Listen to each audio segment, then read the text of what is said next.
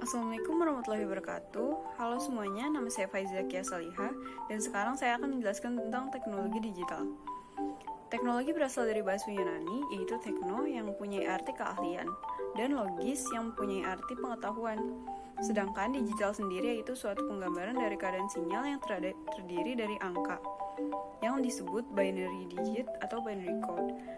Maka dapat disimpulkan bahwa secara umum teknologi digital adalah teknologi yang dioperasikan menggunakan sistem komputerisasi untuk proses informasi yang mudah, cepat, dan akurat. Lalu selanjutnya ada perkembangan teknologi digital yang ditandai dengan revolusi industri 1.0, 2.0, 3.0, dan 4.0. Yang pertama itu revolusi industri 1.0 yang terjadi di abad ke-18 ditandai dengan penemuan mesin uap yang ditemukan oleh James Watt. Nah, penemuan mesin uap ini sendiri menjadi kekuatan utama dalam mendorong terjadinya revolusi industri. Lalu yang kedua revolusi industri 2.0 ditandai dengan adanya penemuan tenaga listrik yang bisa diaplikasikan pada mesin pada awal abad ke-19. Revolusi industri ini melahirkan istilah mass production yang artinya produksi massal pada industri manufaktur yang jumlahnya jauh lebih besar dibandingkan dengan menggunakan mesin uap sebelumnya. Lalu, revolusi industri yang ketiga yaitu revolusi industri 3.0. Pada awal abad ke-20, revolusi industri ini memasuki era digitalisasi pada industri manufaktur, sehingga mulai menggunakan metode komputerisasi pada proses produksi.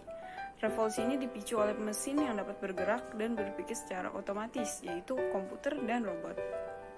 Setelah Perang Dunia Kedua selesai, kemajuan teknologi komputer berkembang secara pesat. Penemuan semikonduktor, transistor, dan kemudian integrated chip atau IC menggunakan ukuran komputer semakin kecil. Listrik yang dibutuhkan pun semakin sedikit, serta kemampuan berhitungnya semakin canggih. Lalu yang terakhir terdapat revolusi industri 4.0. Pada industri ini, teknologi manufaktur sudah masuk pada tren otomatisasi dan pertukaran data. Kehadiran teknologi internet yang berkembang semakin masif pada masa kini bukan hanya berpengaruh pada kemudahan berbagi informasi serta komunikasi antara manusia di seluruh dunia, melainkan juga telah menjadi bagian pada transaksi perdagangan dan transportasi secara digital. Hal tersebut mencakup sistem cyber fisik, Internet of Things, Artificial Intelligence, Cloud Computing, dan Cognitive Computing. Lalu, terdapat pendorong kemunculan era digital. Yang pertama itu penemuan komputer, penemuan komunikasi digital, lahirnya World Wide Web, smart application, smartphone, smart system, lahirnya sosial media, dan lahirnya digital money. Lalu, ada kelebihan teknologi digital. Yang pertama itu mudahnya akses informasi, beragamnya sumber belajar, memudahkan proses kerja, membuat komunikasi menjadi tidak terbatas, dan masih banyak lagi yang lainnya. Selain kelebihan, terdapat juga kekurangan dari teknologi digital itu sendiri, yaitu mahalnya perangkat teknologi digital, pelanggaran hak kekayaan intelektual, kesalahan digitalisasi yang menyebabkan informasi tidak tersampaikan dengan baik, membuat kebiasaan berpikir instan. Lalu sekarang saya akan menjelaskan tentang teori fungsional yang dicetuskan oleh Auguste Comte, Emile Durkheim, dan Herbert Spencer. Teori fungsional menurut Emile Durkheim adalah teori komunikasi yang menjelaskan susunan masyarakat sebagai bagian dari tatanan sosial yang mengindikasikan bahwa memiliki kehidupan yang harmonis. Durkheim menyatakan bahwa masyarakat adalah sebuah kesatuan di mana di dalamnya terdapat bagian-bagian yang dibedakan sebagai bagian dari proses komunikasi efektif. Bagian-bagian dari sistem tersebut mempunyai fungsi masing-masing yang membuat sistem menjadi seimbang. Ciri dari teori ini adalah individu dipengaruhi oleh struktur sosial atau sistem sosial, dan individu merupakan bagian dari struktur sosial tersebut. Lalu terdapat asumsi dasar teori fungsional menurut George Ritzer. Asumsi dasar teori fungsionalisme struktural adalah bahwa setiap struktur dalam sistem sosial juga berlaku fungsional terhadap lainnya. Sebaliknya, jika tidak, maka struktur itu tidak akan ada atau hilang dengan sendirinya. Selanjutnya terdapat kritik atau kelemahan dari teori fungsionalisme. Yang pertama, yaitu penganut teori ini cenderung memaksakan pada tingkatan di mana masyarakat bersifat harmonis dan stabil sehingga bisa berjalan dengan baik. Yang kedua, teori ini terlalu kaku dalam melihat perubahan, terutama yang berasal dari luar. Yang terakhir, dengan terlalu melebih-lebihkan harmonisasi dan meremehkan konflik sosial, fungsionalis cenderung mengarah kepada bias konservatif. Lalu, ada contoh penerapan teori fungsional dalam kehidupan sehari-hari. Yang pertama, dalam perspektif perubahan sosial. Contohnya itu kegiatan pertanian pada zaman dahulu yang dilakukan dengan cara pembajakan yang hemat biaya, akan tetapi memakan waktu, sehingga pada saat ini sistem pertanian dilakukan dengan modern dan yang identik dengan hemat waktu, akan tetapi memakan banyak biaya. Yang kedua, dalam perspektif masyarakat, contohnya yaitu pembangunan jalan tol di berbagai wilayah. Jalan tol yang dibangun tersebut sejatinya bagian dari teori fungsional dalam upaya meningkatkan pendapatan ekonomi. Yang ketiga, yaitu dalam perspektif konflik. Dalam kajian yang dilakukan oleh teori fungsional, konflik memberikan dampak positif. Salah satu kasusnya, misalnya, ada demonstrasi yang dilakukan oleh buruh pada Hari Buruh Dunia yang terjadi pada tanggal 1 Mei. Baik, selesai sudah materi yang telah saya paparkan dan jelaskan. Selanjutnya akan diteruskan oleh teman satu kelompok. Teori komunikasi organisasi. Komunikasi organisasi adalah proses pertukaran informasi berupa ide, pesan, gagasan dari komunikator kepada komunikan dalam suatu lingkup tertentu menggunakan media sebagai pelantara agar menghasilkan suatu feedback dari komunikan dengan tujuan untuk mencapai suatu proses komunikasi yang efektif dan efisien. Komunikasi organisasi ini lahir dari ilmu sosiologis dan ilmu manajemen yang mana merupakan adopsi dari dua ilmu yang berbeda. Adapun asumsi dasar dari komunikasi organisasi ini bersifat klasik, modern, dan interpretasi simbolik. Asumsi dasar secara klasik itu terikat dengan aturan yang sangat tegas, sedangkan asumsi dasar secara modern yang mana bersifat saling ketergantungan, dan asumsi dasar secara interpretasi simbolik yaitu pemaknaan atas interaksi antar anggota. Tujuan komunikasi organisasi yaitu menyatakan pendapat, pikiran, dan pandangan, memberikan informasi, serta sebagai tindakan koordinasi. Adapun kelebihan dan kekurangan dari komunikasi organisasi ini diantaranya sebagai kelebihan, komunikasi organisasi ini dapat membangun kerjasama tim yang kuat serta melahirkan gagasan komunikasi karena saluran komunikasi yang terbuka sehingga melahirkan suatu ide dan inovasi. Adapun kekurangan dari komunikasi organisasi yaitu timbulnya beberapa hambatan-hambatan.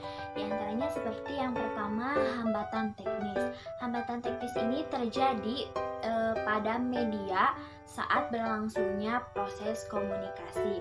Dan yang kedua ada hambatan semantik, yaitu hambatan yang timbul ketika dalam penyampaian pengertian atau pesan disampaikan secara tidak efektif. Yang ketiga, hambatan manusiawi, yaitu hambatan yang timbul dari faktor-faktor manusia sebagai pelaku. Keempat, hambatan sosio-antropisikologis, yaitu hambatan yang timbul pada sisi komunikasi atau sebagai penerima informasi. Dan yang kelima, hambatan ekologis, yaitu hambatan yang timbul dari faktor lingkungan yang berpengaruh pada proses komunikasi. Teori budaya.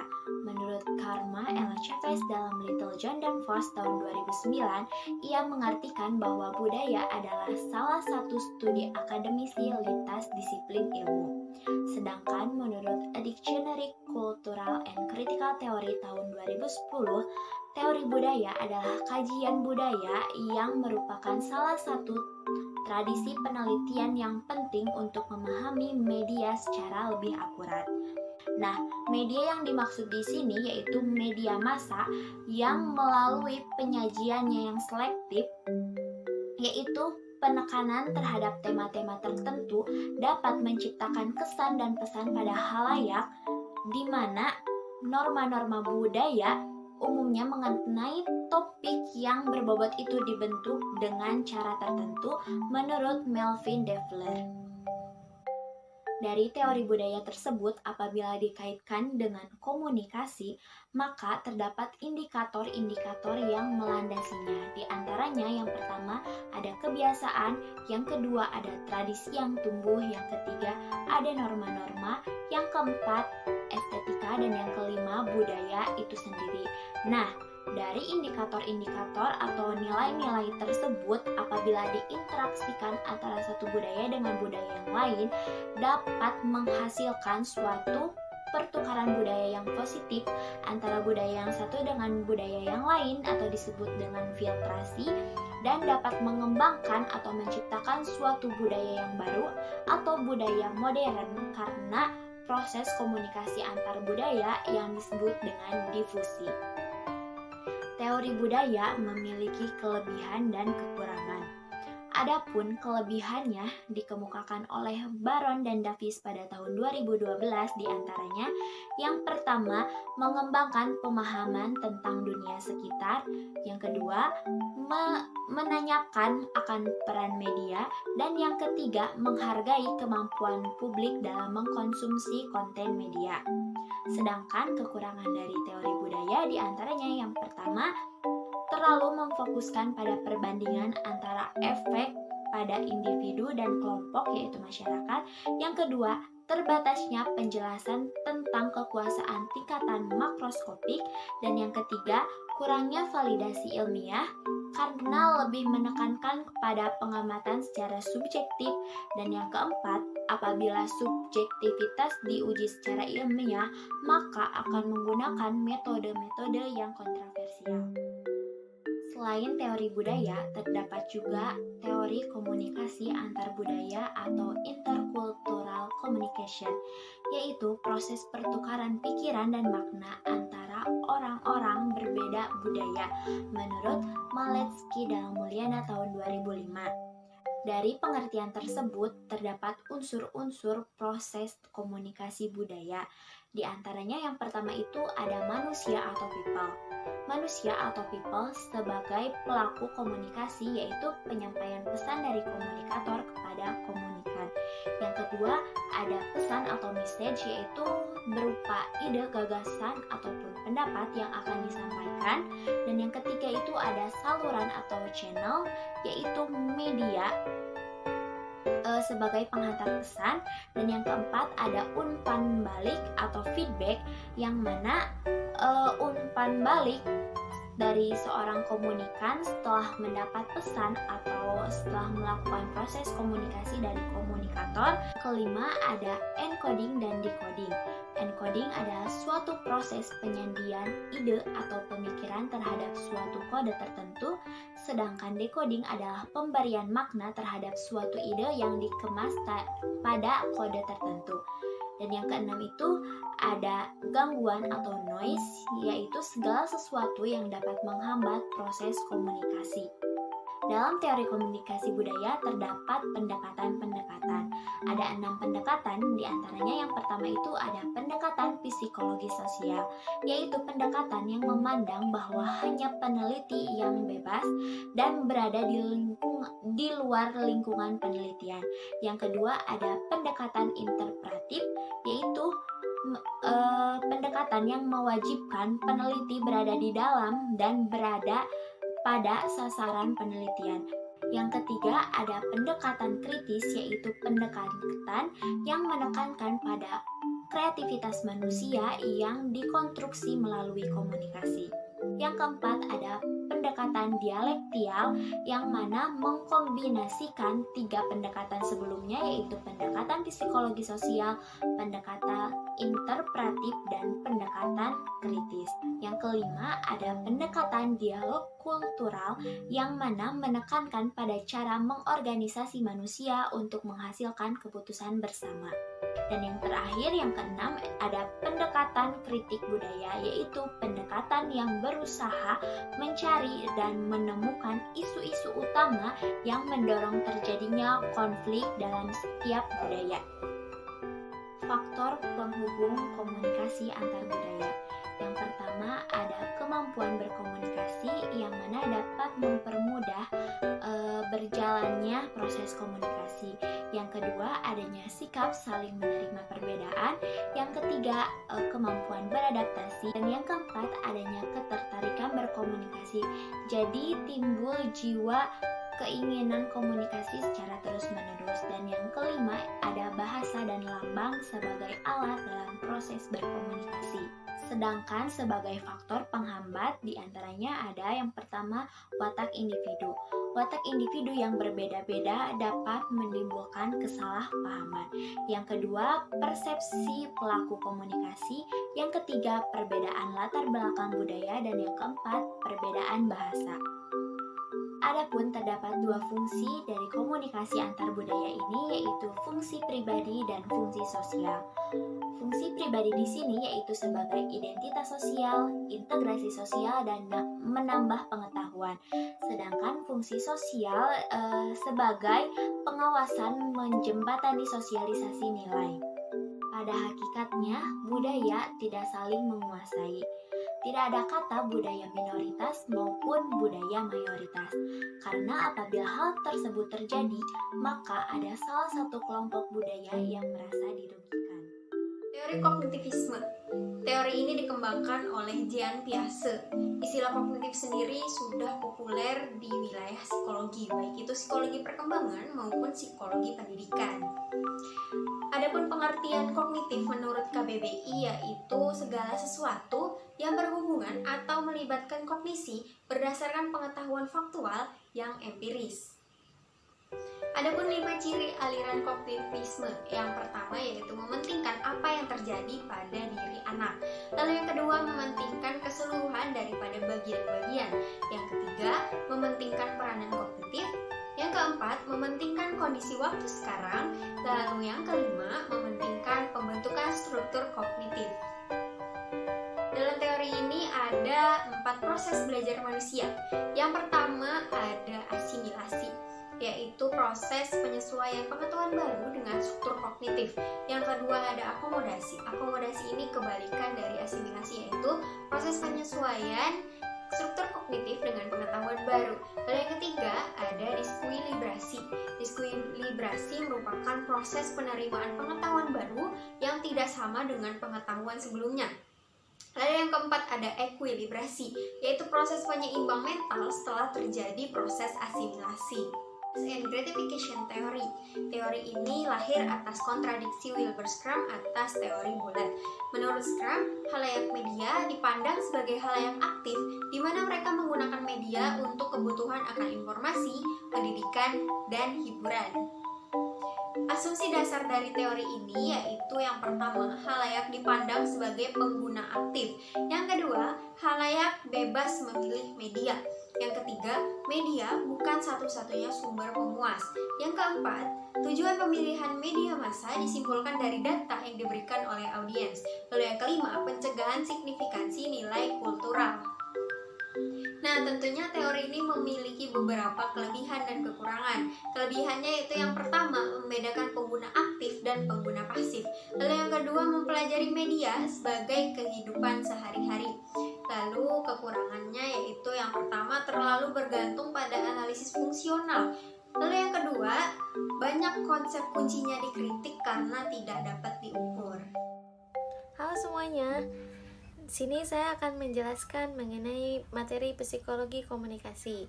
Pertama-tama kita akan bahas dulu pengertian dari psikologi dan komunikasi serta keterkaitan antara keduanya. Psikologi berasal dari kata Latin. Yang pertama ada psyche yang artinya jiwa dan logos yang artinya ilmu pengetahuan.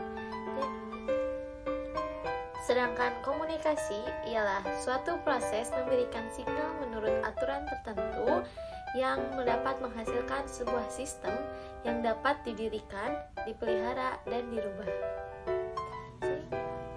Sehingga psikologi komunikasi sendiri artinya sebagai ilmu yang berusaha untuk menguraikan, meramalkan, dan mengendalikan peristiwa mental dan behavioral atau perilaku dalam komunikasi. Tujuannya agar menghasilkan komunikasi yang efektif. Ciri pendekatan psikologi komunikasi ada 4. Yang pertama, penerima stimuli secara inderawi atau sensory reception of stimuli. Pada proses ini, komunikasi diawali atau berawal dari panca indera kita dan diterpa oleh stimuli. Yang kedua, proses yang mengantarai stimuli dan respons atau internal mediation of stimuli. Stimuli ini berasal dari panca indera kita, kemudian diolah dalam otak. Yang ketiga, prediksi respons atau prediction of response. Respons yang ada pada masa lalu dapat kita lihat dan serta dapat kita ramalkan responsnya untuk masa yang akan mendatang. Lalu yang terakhir, yang keempat, yaitu peneguhan respons atau reinforcement of response. Tindak perhatian pada gudang memori atau storage memory dan set, penghubung antara masa lalu dan masa yang akan mendatang. Terdapat lingkup pada komunikasi. Yang pertama, memahami diri sendiri dan orang lain. Yang kedua, memapankan hubungan yang bermakna. Yang ketiga, mengubah sikap dan perilaku. Selanjutnya, kita akan membahas kelebihan dari psikologi komunikasi. Yang pertama, kesenangan dalam mengakrabkan. Lalu yang kedua, dapat mempengaruhi sikap. Yang ketiga, hubungan sosial yang baik. Dan yang keempat, tindakan dapat memberikan pengertian. Tentunya dengan kita menjalankan psikologi komunikasi ini, kita akan dapat membina hubungan sosial yang baik dan kita akan menjadi lebih akrab antara komunikan dan komunikator. Selanjutnya, kita akan membahas kekurangan dari psikologi komunikasi. Yang pertama, penyampaian yang diberikan tidak selalu benar adanya, sehingga menimbulkan kesalahpahaman. Yang kedua, tidak terdapat hubungan kepercayaan. Dan yang terakhir, komunikasi tidak jelas dan membingungkan. Pada video kali ini, saya akan membahas mengenai teori humanisme. Teori humanisme ini dikembangkan oleh Ence Neil pada tahun 1977 yang diilhami oleh perkembangan psikologi humanisme. Komunikasi humanisme ini pernah diimplementasikan dalam dunia pendidikan melalui humanistik kurikulum. Selanjutnya, terdapat asumsi dasar dari teori humanisme ini. Yang pertama, manusia selalu mempunyai kebutuhan untuk berkembang dan maju. Yang kedua, manusia selalu berusaha memenuhi kebutuhan yang lebih pokok terlebih dahulu sebelum berusaha memenuhi kebutuhan lainnya. Terdapat pandangan humanis seperti yang dikemukakan oleh Rogers adalah bahwa yang pertama, setiap manusia hidup sebagai pribadi dalam dunianya sendiri dan mencari makna berdasarkan pemikiran dan pengalamannya. Yang kedua, manusia berusaha untuk mengaktualisasikan dirinya dengan mempertahankan kelakuannya. Yang ketiga, realitas yang ada dalam lingkungannya ditanggapi dengan cara dan prinsip yang sesuai. Yang keempat, pandangan hidupnya berkembang berdasarkan pada hasil penalaran, perasaan, dan pengalaman. Terdapat kelebihan dari teori humanistik. Yang pertama, mengedepankan demokratis, partisipatif, dialogis, dan humanis. Kelebihan pertama ini yang dapat diperoleh dari ilmu psikologi humanistis adalah prinsipnya yang selalu mengedepankan sifat-sifat dan aturan yang baik. Yang kedua, suasana yang saling menghargai. Kelebihan selanjutnya dari teori pembelajaran humanistik adalah dapat membuat suasana jadi semakin menghargai satu sama lain. Munculnya kebebasan untuk berpendapat tanpa dibatasi oleh kebebasan mengungkapkan batasan. Dengan begitu, maka peserta didik dapat menjadi lebih kreatif. Lalu yang ketiga, peran aktif peserta didik. Sebagai teori untuk memberikan pembelajaran yang baik berkaitan dengan kelebihan dan kekurangan teori humanistis, pendidikan demokratis humanis seperti yang disebutkan sebelumnya dapat menjadikan pembelajaran yang lebih mendapatkan peran aktif dari peserta didik. Selain peran aktif antar individu juga dapat hidup bersama meskipun memiliki berbagai macam pertimbangan masing-masing yang memicu perbedaan. Selanjutnya, terdapat kekurangan dari teori humanistik. Yang pertama, pengujian yang tidak mudah. Kekurangan atau kelemahan yang pertama dalam teori belajar humanistik untuk mempelajari ilmu psikologi adalah pengujiannya yang dirasa tidak mudah atau dapat dikatakan cukup sulit. Bahkan kerap kali ditemukan kecurangan-kecurangan yang menjadi sebuah tradisi. Yang Yang kedua, beberapa konsepnya masih buram dan subjektif. Hal lainnya juga menjadi salah satu kekurangan dari teori humanistik ini dalam pembelajaran ilmu psikologis dengan adanya beberapa konsep yang masih dikatakan buram dan subjektif. Yang ketiga, kreativitas yang sering disalahgunakan. Kelemahan lain dari teori humanistik atau kreativitas yang semakin bebas dan tanpa batas kerap kali sering disalahgunakan untuk tujuan yang tidak sesuai dengan arah pendidikan. Kondisi ini terjadi ketika individu yang tidak bertanggung jawab di tengah kelompok. Dan yang keempat, pemikiran yang tidak terpusat. Pembelajaran teori humanistik ini dapat menyebabkan adanya pemikiran yang tidak terpusat pada pola permasalahan karena tiap individu diberikan untuk kebebasan untuk dapat menggali potensinya masing-masing untuk menjawab persoalan yang diberikan. Sekian video pembahasan pada kali ini. Terima kasih yang sudah menonton. Wassalamualaikum warahmatullahi wabarakatuh.